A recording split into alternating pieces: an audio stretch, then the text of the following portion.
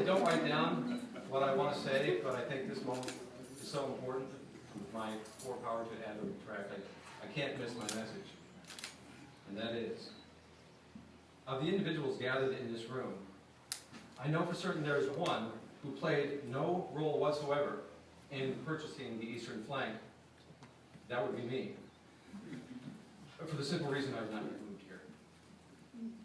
Living far away, I knew of Franklin's great battle, and through years of graduate work and writing, I came to know that this was one of the most decisive moments of the Civil War.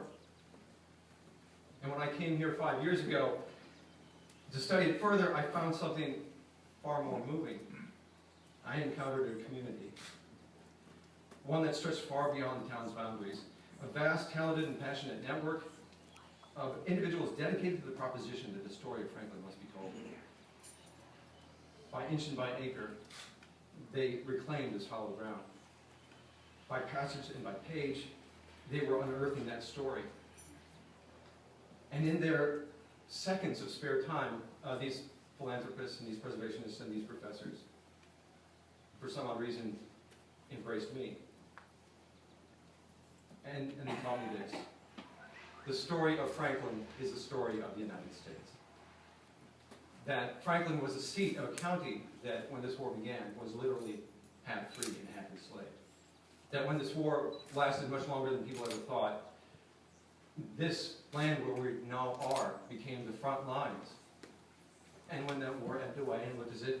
It was about to die out altogether. Then across these very fields came one last mighty rush. These fields would produce one last horrific harvest. And when the soldiers fought, the damage was so terrible that when it was over, the dead on the field outnumbered the civilians in the town by 2 to 1. And when the armies went away, it fell upon the citizens and the enslaved to care for the dead and the dying. I have been privileged to play a small role in telling and expanding the details of that history, but I've done so as a small part of a local, a state, and national organization of experts. We are thousands representing the thousands who came here. And we have done so professionally and carefully, through thousands of hours of trained, focused, peer-reviewed, years of trained research. We are weaving back together that tapestry, that story, and we do so knowing one irrefutable truth. The people who lived here and died here were not characters in a play. They are not made of stone and bronze. They are living, breathing human beings just like you and me, and their story is ours.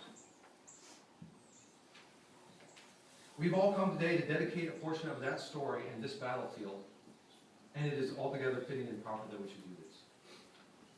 Thankfully, our knowledge base grows.